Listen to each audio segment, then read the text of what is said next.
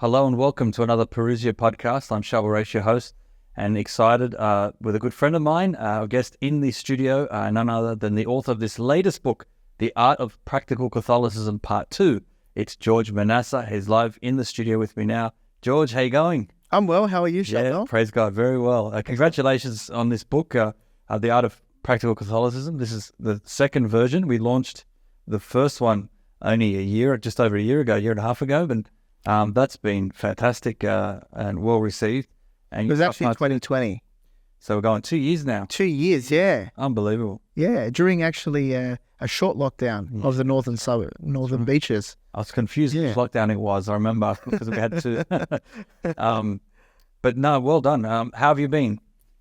Really busy. Really busy running business, and that's the day-to-day things, and many weddings actually. Yeah. Several weddings actually with good friends, and really running the show, the day-to-day living of Christian life. So it's been a very busy year so far. Yeah. It's been a very busy year. I can't believe we're already in August. That's right. It's really flown by very quickly, and we're already here. So it wasn't that long ago when you had your own wedding. Yeah, remember that?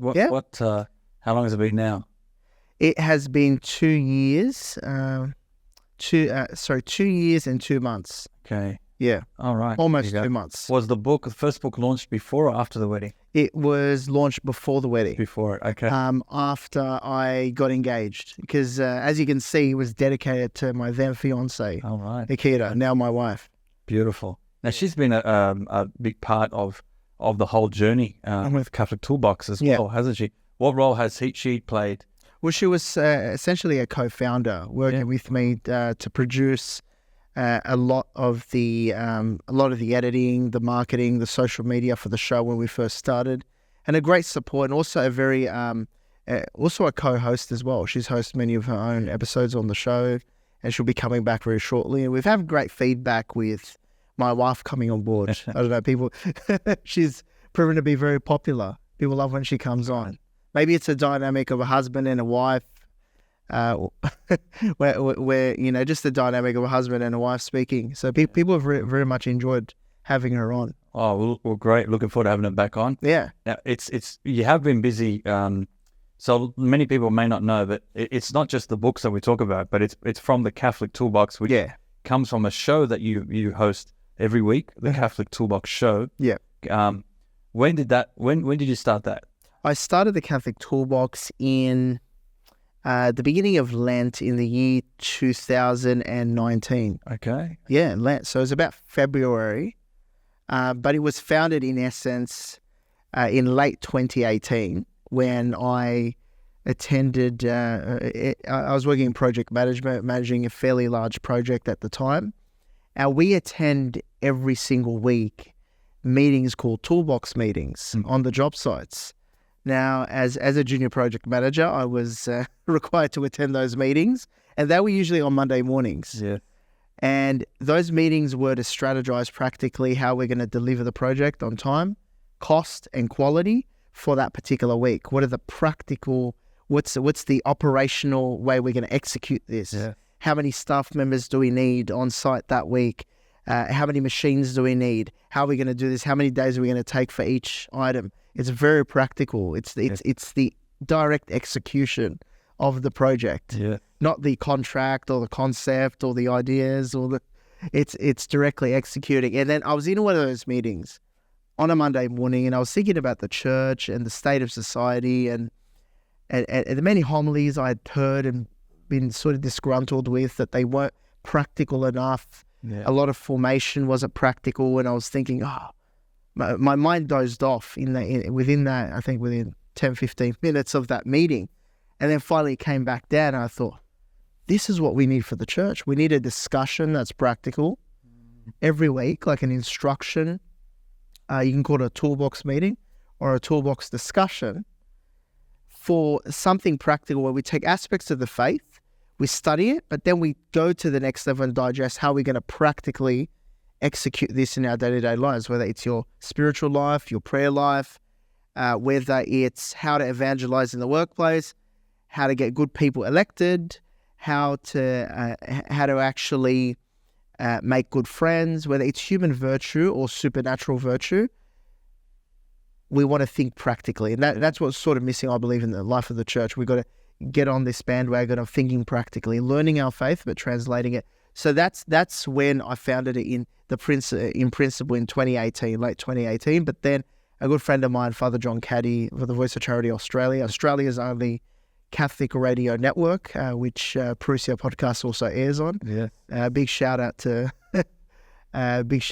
Voice of Charity. Tremendous work that they do. Yeah, on the analog system, the only one, 1 a.m. Yeah. Now, Radio Maria Australia has been launched in Australia, but it's digital. Exactly. And they're doing fantastic work as well. Yeah. Both great, but yes. Voice of Charity is the only bandwidth Catholic radio station in the entire country. So I was offered a segment there, and he loved the idea of the Catholic Toolbox and the whole principle. And then I started Lent. First episode was Lent of 2019. Actually, Ash, the day before, it was the Tuesday before Ash Wednesday. Okay. And then Remember the first topic? The first topic was an introduction to the Catholic and did you know, faith. Did you have a bit of a forecast of the topics you were going to cover when you started this series? I did. And a lot of the topics were how evangelizing in the workplace, doing apostolate, prayer life, the apologetics topics. Yes. But then translating it into, at the end of the show, and this is the theme of the show, is that we translate everything that we learn in the show into 3 practical tools. Mm-hmm. What can we do? Like practical instructions on how to take action with that particular area so that people for the week can go and improve their application of the faith in the day-to-day life. Because the world's ever changing. Yeah. We have to adapt. And I think that's the evangelical success of every generation, is how they can take the faith that is unchanging and perfect. How can they adapt it to the modern times and execute it in their day-to-day lives? So I wanted to produce a 1-hour-a-week show, because people don't go through volumes of reading and courses and everything else. Some people do, some people don't, but at least a 1-hour-a-week show was for everybody. Yeah. You know, it's an instruction. It was a toolbox talk, just like that construction site meeting. It was a toolbox talk, but just about the Catholic faith. Brilliant. Same principle. Now, did you know at the time you were going to produce a book, or no, that came later? No, absolutely not. So tell us then, so 2019, you had your first year, and it was every week airing on Voice of Charity. Also, is it TV Maria? Yeah, TV Maria in the Philippines. So they've also picked it up as well. EWTN, of course. And EWTN, just like Parousia podcast. I want to shout out to them. A big, we'll have a drink for them. Yes. So cheers to EWTN. Great work, EWTN, of course. Global Catholic Network. And now, of course, with Parousia, we've been promoting and working together over that time. I remember, when did the idea then of the first book, and I'm going to hold this up. This is the first book here, The Art of Practical Catholicism, Part 1. And if the camera can see it, but that's the first one we launched 2 years ago. When did this idea come? Was it after 40 shows? Do you remember when you first had the concept of the book?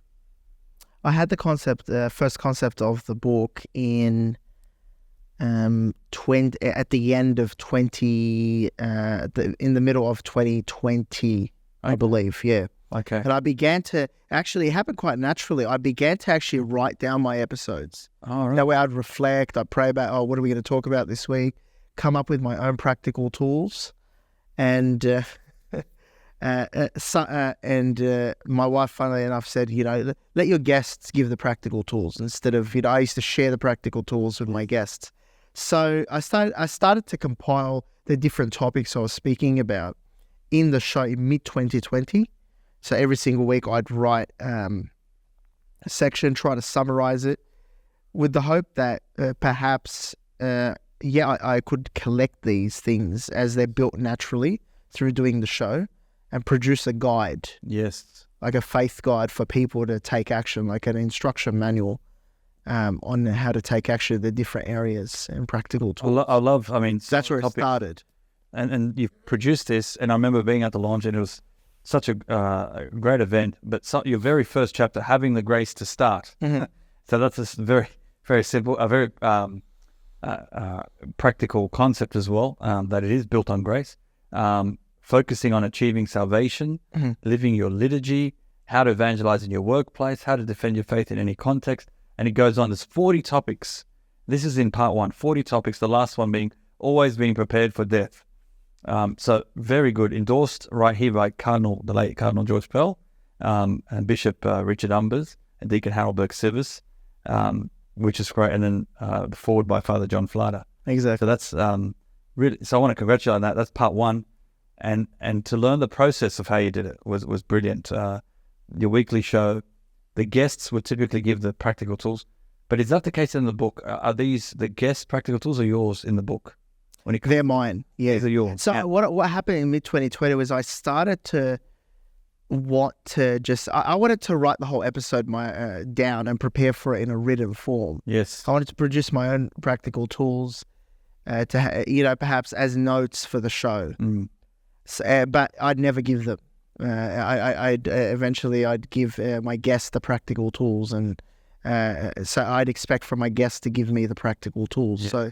So no, the book is purely my own practical tools, because and listening to these great guests and getting ideas, and that's the whole principle of the Catholic of the art of practical Catholicism. Is just like in the book at the back, I provide notes and resolutions, a section for people to actually come up with their own practical tools, their own things. So I'm not trying to impose in the book my practical tools on most people, though they may find them helpful in giving instruction, but some may not be relevant to some people.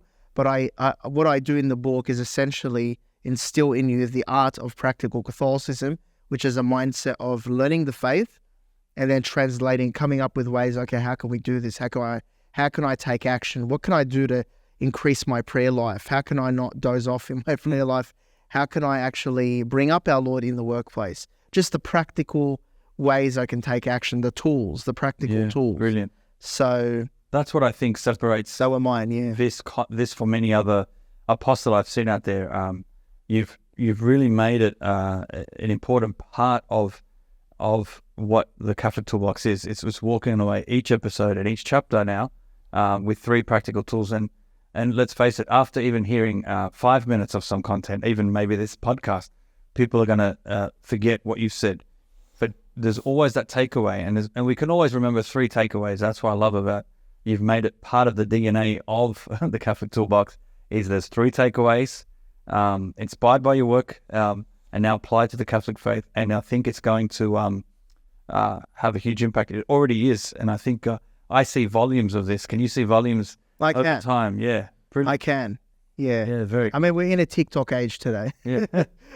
We're in an Instagram, TikTok age, where we like. I think we're very time poor as a society, especially in the Western world. So having things that are succinct, are really getting to the point. Yeah.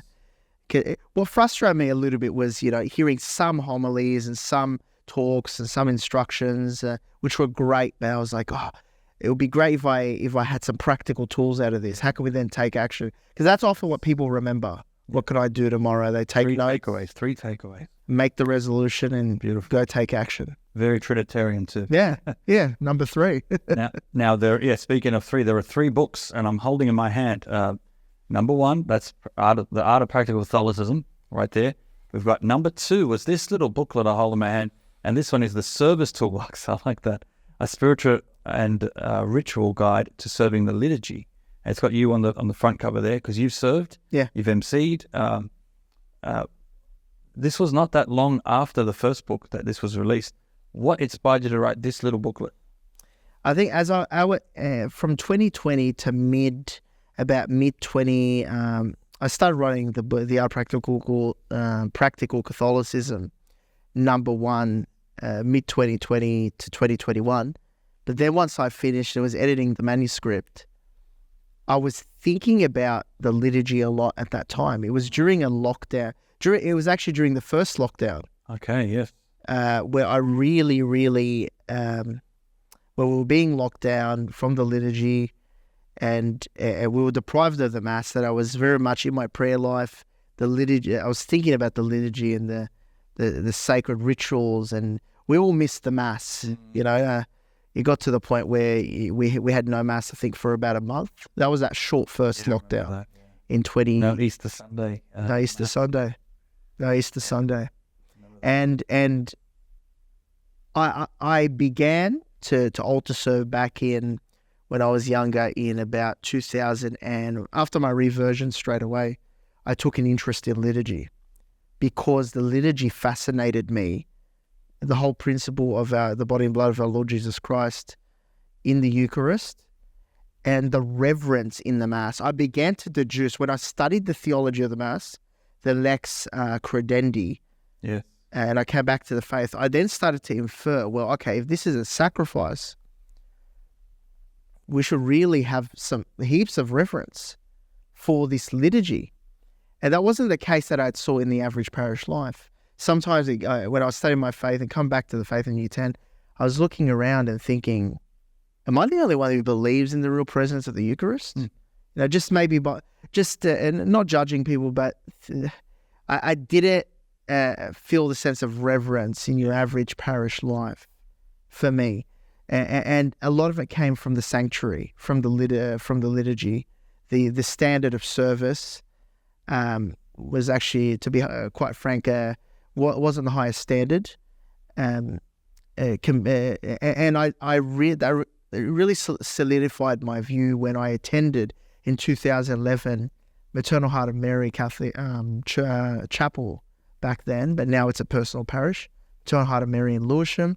Experienced the traditional Latin Mass, and I saw, wow, this is a standard of serving that reflects the theology I was reading about. So I learned all that theology, and then I saw that practically executed in that Mass. But at the same time, I did grow up in St. Patrick's Cathedral, Parramatta, and it has the highest standard of liturgy as well for the new rite of Mass, for the Novus Ordo. So I was then quickly after exposed to beautiful, reverent liturgy done well of the Novus Ordo and the Latin Mass, and I saw, wow, this is the standard. But I saw in the new rite of Mass that perhaps things could be better improved. And once I was, and I like looking at small details, so I was telling a priest friend of mine back in 2011, I think in late 2010, said, oh, if only they could, servers could walk more reverently or put their hands together or do some of these more reverent things. And he said, George, can you stop complaining? Instead of complaining, why don't you get involved and you make that change? Wow. So that's where it started, the journey of I started serving, and obviously I've been busy, so I've stepped back from doing that. So, but no, it's a great little booklet, but that's what I've left other servers with. Acolytes, servers, deacons, seminarians, discerning seminarians, and topics here: theology of the Mass. Is being an altar server right for me? It's a good question. The benefits of liturgical service, top 10 often forgotten liturgical details, and then you have a conclusion. So it's very simple, very easy to go through. And is available on our website. So we've got a full podcast on this. Exactly. Ask viewers and listeners to go back to that.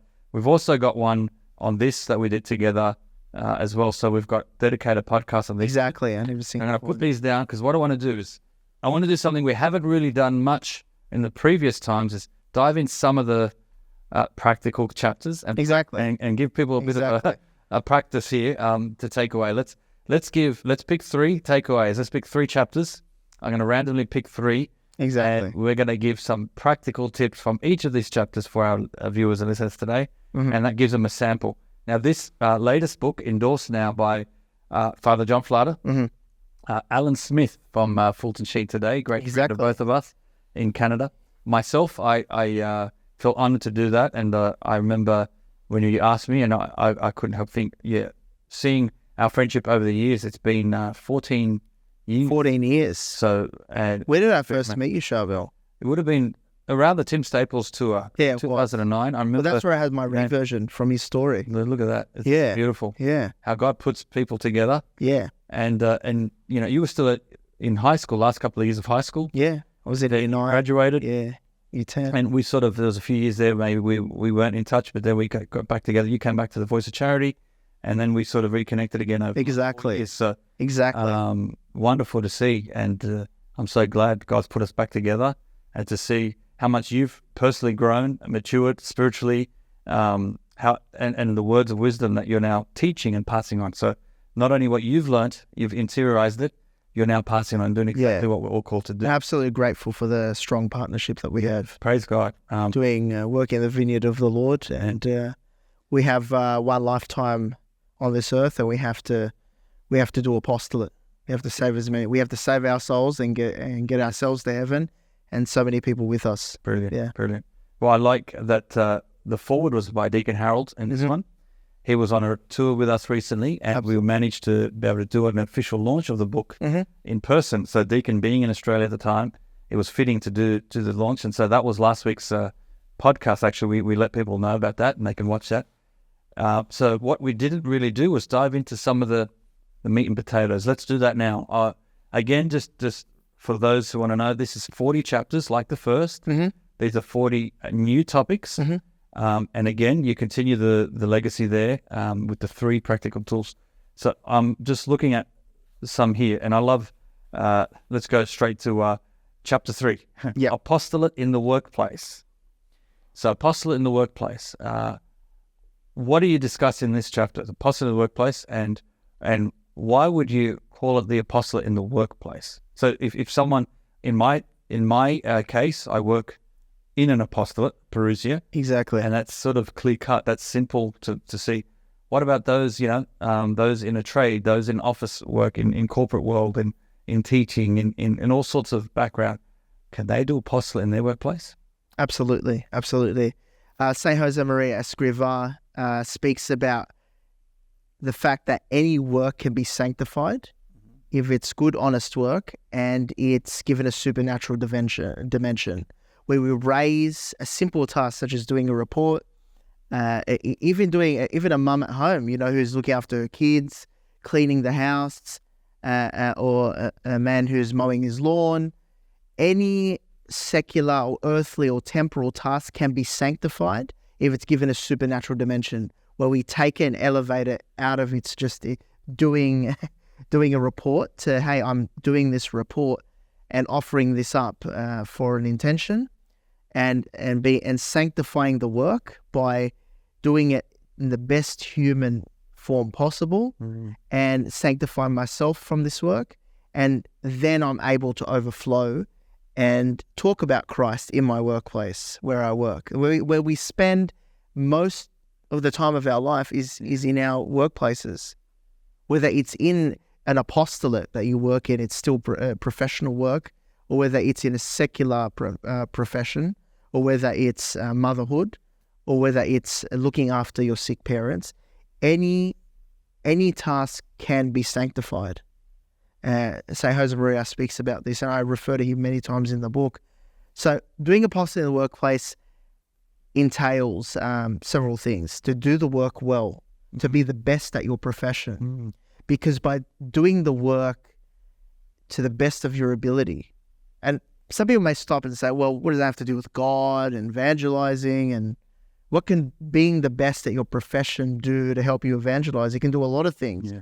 Because when we're the best at our profession, whether you're a doctor, whether you're a lawyer, whether you run a business, by being a good, honest professional who is, when I say the best at my profession, it's somewhat colloquial to the fact that you're good at your profession and you try to aspire to be the best. Whatever that means, it's up for interpretation. But to be the best in your profession and by doing that, you develop a certain level of prestige. People look at you in a way that, oh, well, this person provides good value. And so that way, on a human level, in terms of human virtue, you've opened them up to respecting you. And you have that prestige built up with people. And then from there, you can move on to do apostolate with those people, because they respect you for the good work that you do. You put in that extra time. That co-worker who needed help and has a family, you stayed back with him that hour when you didn't have to. And you spend most of your life in that workplace, whether it's an apostolate working for the church, whether it's a secular profession. It all has that same value. Then from there, we can actually by being the best at what we do, we're then able to take that to the next level. And people then see, as 1 Peter 3:15 says, sanctify the Lord Jesus Christ in your hearts, and always be ready to give an apologia, or a defense or an explanation for the hope that lies within you, with meekness, kindness, and respect. So then when people see the hope that lies within us by the way we work, we can then have those conversations in the workplace. We can then speak about, one of the methods I actually speak about is the weekend method. What I did on the weekend. People ask about the weekend. You can always slip in church, or if it's Lent, you can always slip in, I fast, during Lent. And so start a conversation. They're asking, and that's when you plant the seed. Exactly. So generally, if people ask what you've done on the weekend, I can imagine not many people would have said church. Yeah. They would say all the other events except for church. Exclude that. Exactly. Include that deliberately. Yeah. And that might spark, I haven't been to church in a long time. Or, yeah. What do you do? It's a bit tricky. It puts you under obligation to do your work well, because look, let's accept the harsh reality. If we don't do our work well, or it's not about sometimes not making mistakes, but if by doing your work well and being honest, having a good attitude, and people see that in you, you're there to work. You're not there to evangelize. People know that. It's all about going to work to do your work. So when you develop prestige in your work, people have already opened up. Yeah. To stand on. You got to leg to stand on. If you're not good at your work right away, it's like, well, you're way wasting your time telling me about stuff that's not related to my work. Exactly. You're not even dedicated to it. Yeah, exactly. Or they may associate, he's always late. He's always, he doesn't put in effort in his work. That's a good point. What you're saying. Now he's preaching about the gospel. Yeah. So you're spending now too much time on something that you're not paid to do, and this is where even it's a good thing. Like, if you're coming late for work every day because you want to go to church before work, or you want to duck out and took an extra long lunch break because you want to go to church. Yeah, you're doing good things, but it's the time and place. Is this what the boss wants? Is this what you want to make sure that you're not falling behind on your duties? Do them first. Yeah, and then when you do them well. Then when you've got those little moments in the day, yes, bring these conversations up when you're naturally talking about everything anyway. Well, here's another one. It's very common among us practicing Catholics in a hostile world that we live in. It's very, very tempting to just remove ourselves from other colleagues at work who may not practice the faith or may have more of a liberal agenda. They're people too that need saving. We need to be able to have a balance where we live our faith, we do not compromise. But when we go into the workplace, we actually can still socialize with people who have differing views, may have different religious views, or may not like our views, or may not share our more conservative views. The way the language of today. We need to be able to still go for a coffee, have a conversation, build that friendship with them, because that's what can bring people back to the faith. I've heard so many stories by great people who are living this in their day-to-day circumstance. And then I meet some of these people and I ask, how'd you come to the Catholic faith? I think, congratulations. They say, I worked with this person.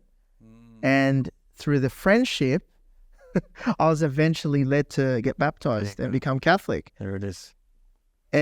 Imagine, it's scary to think, if we don't do apostolate in the workplace, we don't do apostolate with our neighbors, we don't do apostolate. How can you imagine St. Paul didn't do apostolate or evangelize? Right. So we're not called to stand on the streets and evangelize. We're called in the midst of our ordinary circumstance, there in that midst where we spend most of our time to through friendship to bring people to Christ. Love it. And St. Paul, he was one there on the topic of doing the work well. Work as if though you're doing it for the Lord. Exactly. And then you've got a standard for yourself, and brilliant. And I love this. Again, you got the 3 practical tips, and just one of them. One way you can do this is by sharing your faith with co-workers, and you might involve inviting them to join you for a spiritual activity. So you say that as one tip. So just as an invitation, sharing some resources as well, books or other resources. This is all in one. You also talk about you can volunteer in your community. So that was good, going to a soup kitchen or a local charity. And the last little tip here, you've got get involved in mentoring or some sort of, make sure you're listening and be a source of support for them. Be there for them. Really good. So 3 takeaways right there, apostolate in the work. Yeah. And it's all rooted in do your work well and a friendship. So Exactly. Very good. I love it. Work well and friendship, and then through that friendship and doing your work well, and which entails doing the work so well. Yes. And helping others and being a leader. Like, we all know that manager that we work with, that coworker, that was just a leader. He cared. He went that extra mile.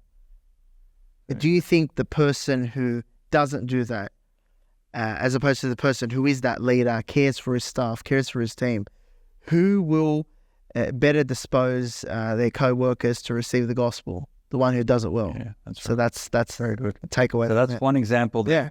Let's pick another random chapter here. Explore the Eastern churches. So you've got a chapter dedicated to that, chapter 29. Explore the Eastern churches. What is this chapter about? Why did you do that? Well, I am son of Lebanese Maronite migrants to Australia, and I was schooled in the tradition of the Maronites for 13 years of my life. And though I was baptized within the Latin Church and confirmed in the Latin Church, and when I had my reversion, it's always been my spirituality, both the extraordinary and the ordinary form of the Roman Rite. But very much the Catholicity of the Church I experienced in my upbringing was because I attended both the East and the West. Yeah, Western Church, even though my parish was the Cathedral at Parramatta, so St. Patrick's Cathedral, Parramatta. So, and I believe and what really, really annoyed me, and I remember this very vividly at school, was we were at I went to a Maronite school, and somebody and the priest had given a homily about Maronites being part of the Universal Church, and then some student, maybe in late primary school or early high school, making noise, woke up from sleeping and said, "Oh, are we Catholic? Are we Catholic?" They didn't know that. But also, what frustrated me on the other side, on the other side of the West, was the fact that so many people never knew about the Eastern churches. Are they Catholic? Yeah, that's right. Some don't think you can even go to the Mass on Sunday. They think it's exactly a different rite is like a different faith. Well, no, that's not correct. We all are they communion with Rome? Or they ask questions with suspicion. And I thought to myself that it's such a shame. Yeah. There are 22 Eastern churches. We need to shed light on this. Yes. So the Catholic Church consists of the Pope, the universal head of the Church, the successor of St. Peter. But then you have 21 rites of the Eastern, 21 self-governing churches of the East, and 1 self-governing church in the Latin Church of the West. Most of the church is Latin, but then you have 21 Eastern churches. You have the Maronites, the Syrian Catholic Church, the Chaldeans, the Syro-Malabar, Syro-Malankara, the Byzantine churches, which all use the Byzantine liturgy of St. John Chrysostom, the Russian Church, the Ukrainian Church. These are Catholic churches, the Russian Catholic Church, Ukrainian Catholic Church, the Armenians, the Coptic Catholic Church, which, by the way, are in Prospect here in Sydney, beautiful church. So it's so fascinating to me, because the fact that we have one theology, that the Mass is a representation of the sacrifice on Calvary, the worship of God and for the redemption of our souls, was just amazing. And then that can be expressed in so many different rites according to the local custom and tradition, how it developed. Everyone should experience it. Yeah. Because each liturgy emphasizes something different about that same theology. Like, you go to the Maronite liturgy, and that emphasizes more of God's mercy, and we're asking God for mercy all the time, and the offering of incense. I think before the liturgy of the Word, they emphasize that incense is being offered. The Latin Church is always about, in the Latin Mass, about the sacrifice of the Mass, the oblation being offered. The Byzantine liturgy emphasizes a bit more about the glory of the kingdom of God. Interesting. So it's a kingdom, we're in God's kingdom. Heaven is coming down. So there's that emphasis, and it's just beautiful to experience all of them, so that we can have a holistic, well-rounded we can become better, well-rounded Catholics. Let's say if you're a Latin Catholic who's only been to the, for example, your local parish church offers the Novus Ordo, and then obviously attend the Latin Mass, the 1962 Missal. But then you venture out. Let's look at other Eastern liturgies, such as the Byzantine liturgy. Yeah, exactly. So the practical, I emphasize the value. Yeah. I have 4. Yeah, I couldn't summarize it in 3. Sometimes I spill over.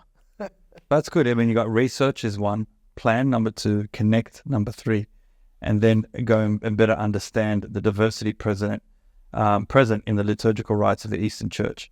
You got to refer back to the Latin Rite itself, and then look in that as well. So you threw that in as number 4. But research. So start by researching the various churches, which you've given a sample. Yeah. Plan. Go and plan it and visit a rite, and you want to get experience. And this will fulfill your Sunday obligation. So you could pick a Sunday, go to a Eastern Rite Mass, and that does fulfill your Sunday obligation. You don't have to be in your own rite. If you go to another rite, please do. All valid masses, all valid priests. It's just a different rite. You know what's actually funny is I explain this to people who still, after explaining to the fact the Pope is the head of the church, all these churches may have their own liturgical customs and traditions, but they're all in commune with the Pope, and we have the same catechism, same faith, same belief. It's just the liturgy. And I think people understand it once they see, we have the Latin Mass and the Novus Ordo, and within the Latin Church, there's the Dominican Rite, the Carthusian Rite, there's the Mozarabic Rite, there's different there are rites within the Latin Church that are all very similar to the Latin Mass, but may have different variations. So I think people then become comfortable with the idea, there's more than one rite. There's a new rite, there's a Latin Mass here, there's 2. A Dominican rite, which the Dominicans offer. And then if you go to southern France, if you're lucky, you can experience the Carthusian Rite, or the Rite of Milan, which is the Rite of Milan. And there's the Franciscan Rite, which is very rare to see, with all its different variations. So the Catholic faith doesn't just translate to having the same Mass. It's about our faith.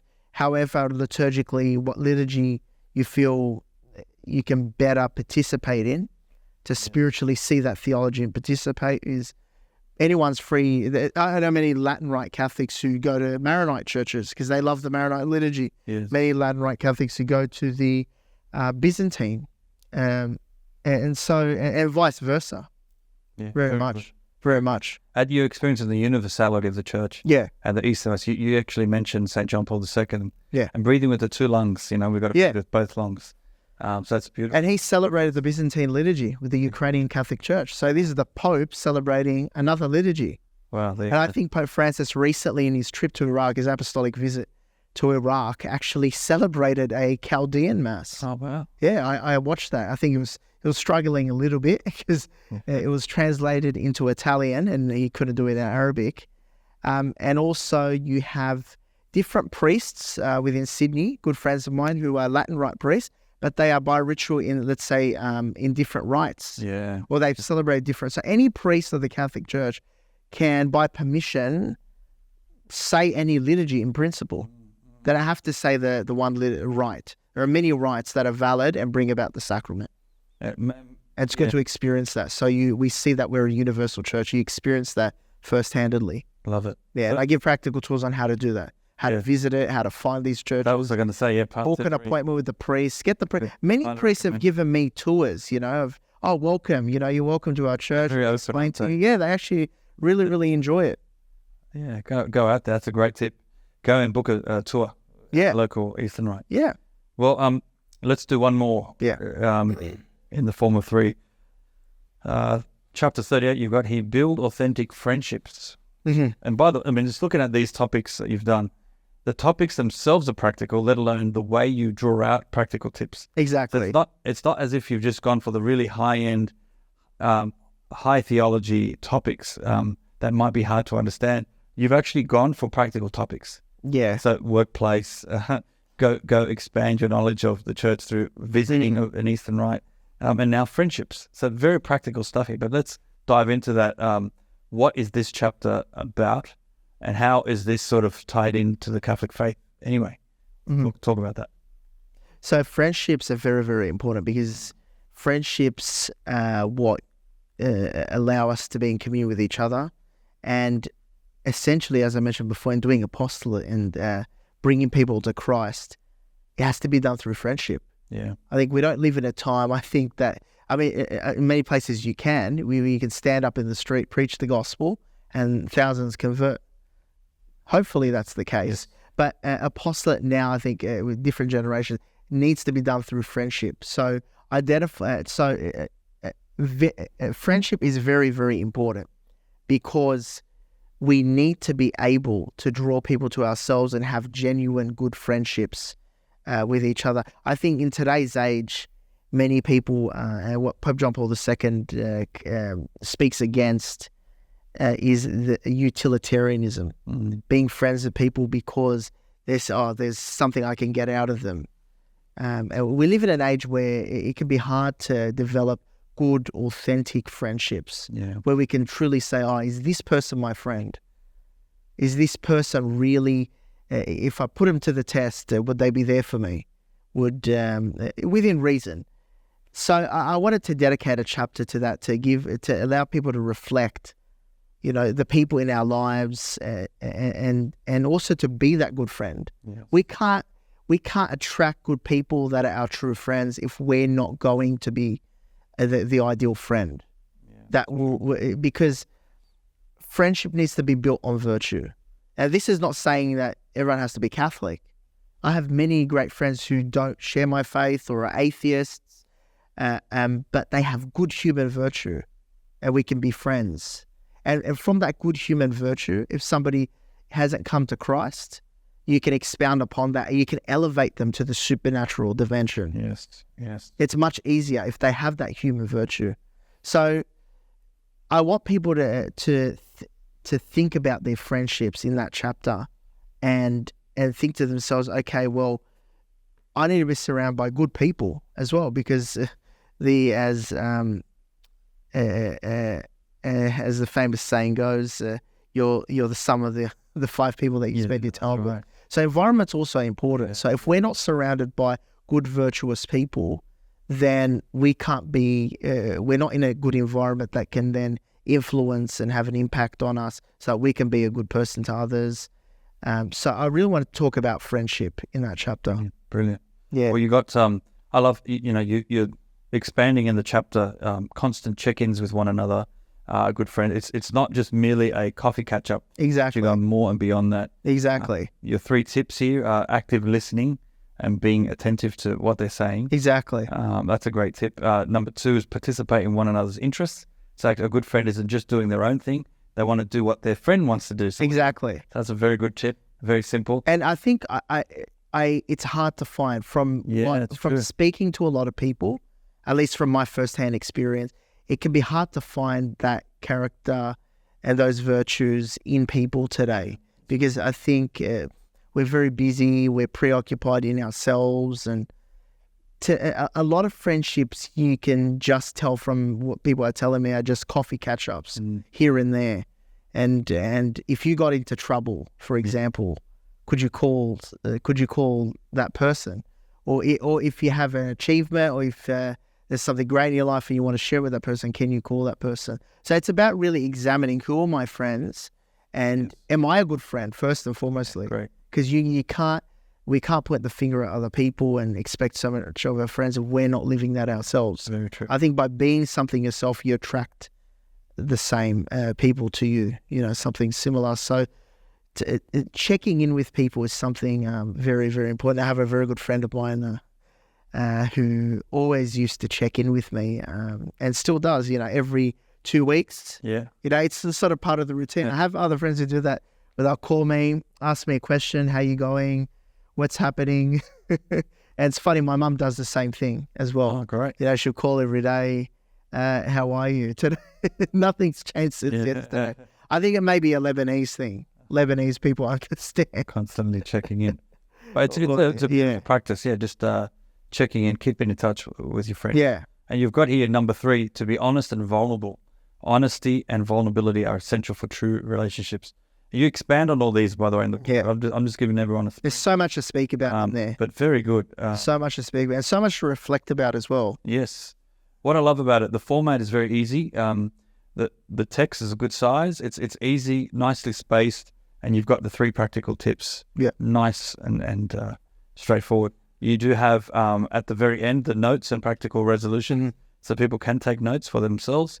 You got a bit about the Catholic Toolbox. Further recommended reading, that's great.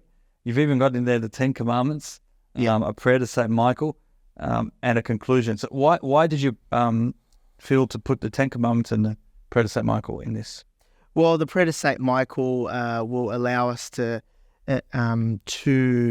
approach this as spiritual battle, because we're fighting every single day. We wake up and there's a spiritual war waged against us, and the prayer to St. Michael really affirms to us that we have to keep struggling and we have to fight, and invokes the help of St. Michael in this fight. Yes. Because this is really, really a fight. We have to fight it is a fight to live human virtue, to evangelize, to remain vigilant in your day-to-day spiritual life. So, and somebody actually recommended to me, I was reading the manuscript, they said, why don't you put in the prayer to St. Michael? That could really help people at the end of the book, and to really pray the prayer to St. Michael and the 10 Commandments to facilitate an examination of conscience as well, and to really emphasize the human and supernatural virtues that are required there. So we put them at the back as a little resource for people. And further reading, great list, as well as partners. So I just want to show, the partners, you got 2 pages full of partners. Yeah, they've grown since the first book. That's right. So fantastic. Some of the Voice of Charity, of course, Parousia, Radio Maria, Australia, EWTN, Cradio, you got TV Maria, the Crane Media, Deacon Halberg Sivers, and Bishop Sheen Today. Yeah. Great, solid partners there. Look, this is fantastic. I love this. The Art of Practical Catholicism, Your Faith Guide. Brought to you by the Catholic Toolbox as well. Looking forward to getting through all of this. Just in closing, final remarks, who would this book be for? What's your sort of target audience for something like this? Anybody above the age of reason, to high school, especially high school and above. Okay. So teenagers can pick this up very easily. Yeah. And just myself looking through it, it is very easy to follow, very easy to read. You could get through this in one sitting if you wanted to. Yeah. Or you could actually space this out and sort of do like a 40-day challenge. Exactly. And just do one day, I'm going to focus on this, the next day. And that might be a beautiful way of doing it. As His Grace Bishop Richard Umbers, in his endorsement of the first book, actually suggested, he said this could be stimulus for good spiritual reading. Yeah. But mainly it's there for reflection. So each chapter will incite reflection in people to take it up and actually think about these principles. And they may actually think, oh, well, I have my own practical resolutions. I might actually want to do it a different way, and that's good because I'm getting people to think with the art of practical Catholicism. It's a mindset.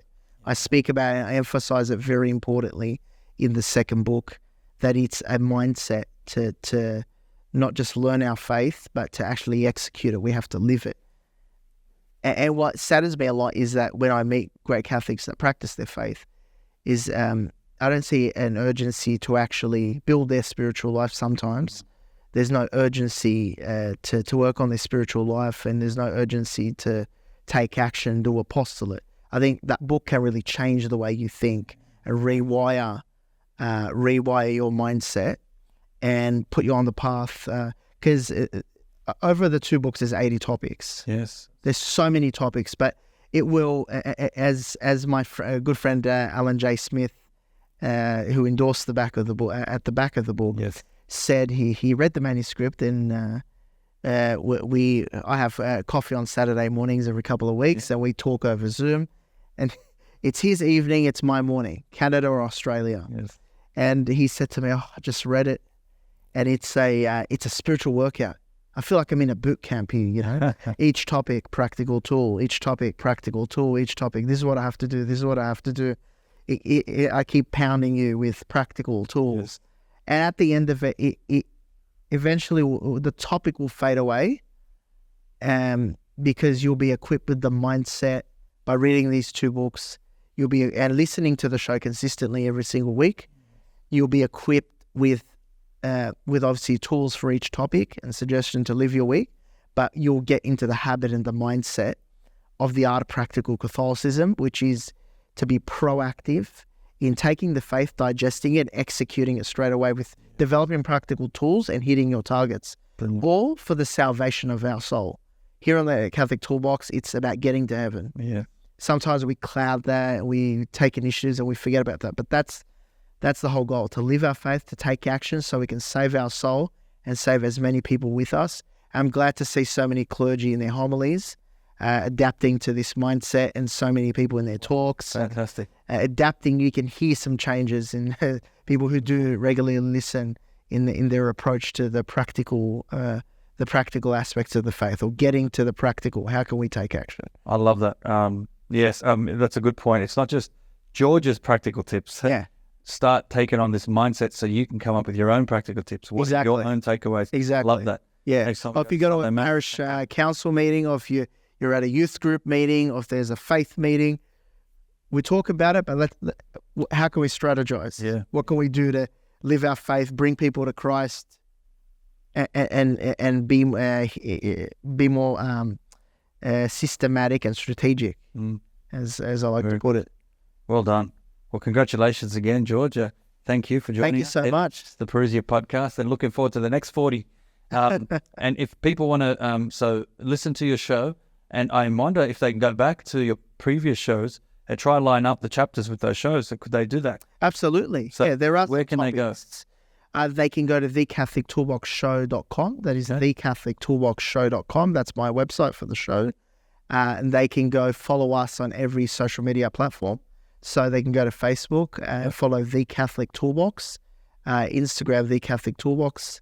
And most importantly is the podcast that people can follow us on. And that is just simply The Catholic Toolbox. And you'll find the shield with the keys and the tool, the spanner. And people should be able to find it there. So we're on every single podcast platform.